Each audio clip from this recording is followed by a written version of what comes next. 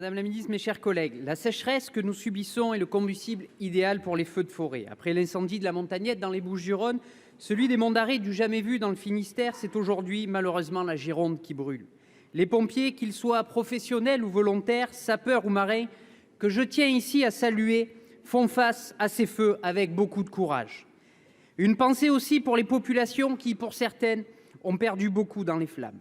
L'engagement des communistes que nous sommes en la matière n'est pas nouveau. En prenant la parole aujourd'hui, je m'inscris dans la suite du travail réalisé en son temps par mon prédécesseur Louis Minetti, travail qui avait d'ailleurs abouti à une loi portant son nom en 1991. Les besoins aujourd'hui nécessitent une gestion publique des forêts fondée sur l'intérêt général des populations et des générations futures, à l'opposé des choix qui sont faits en affaiblissant les missions de l'ONF qui voit ses effectifs amputés. Par exemple, chez moi en Provence, outre la sécheresse estivale et le réchauffement climatique, l'une des principales causes des feux de forêt est l'absence de gestion durable de celle-ci. Le pastoralisme était autrefois un moyen efficace de nettoyer les bois pour réduire les risques de départ de feu. Pour chaque région, des réflexions concertées avec l'ensemble des acteurs concernés doivent être engagées pour trouver des solutions adaptées aux spécificités de chaque territoire. Des régions qui n'étaient pas menacées auparavant sont aujourd'hui affectées par la sécheresse. Hier encore, nous pouvions déplacer des moyens humains et matériels d'un département à l'autre. Aujourd'hui, cela n'est plus possible tant le risque d'incendie est grand dans des départements jusque-là épargnés par les flammes. Madame la ministre, les quantités de Canadair et autres engins de lutte doivent-elles rester les mêmes aujourd'hui qu'hier ?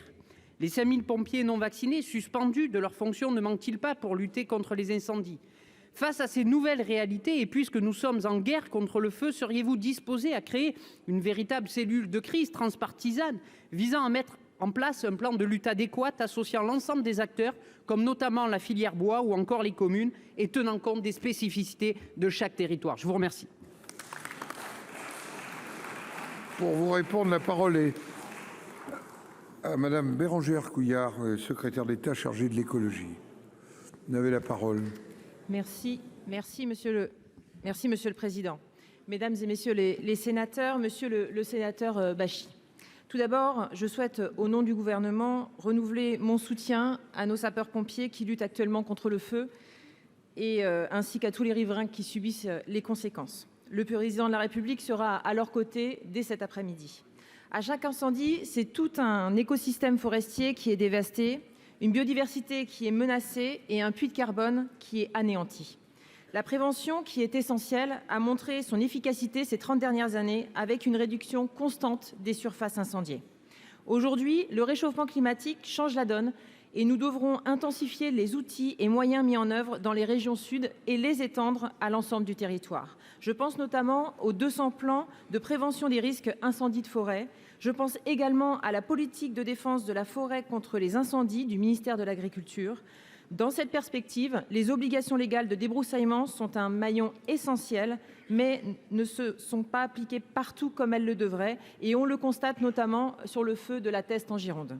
C'est pourquoi, en mars 2022, nous avons lancé 2 missions d'inspection pour actualiser la prévention des incendies et rendre plus contraignantes et plus efficaces les obligations.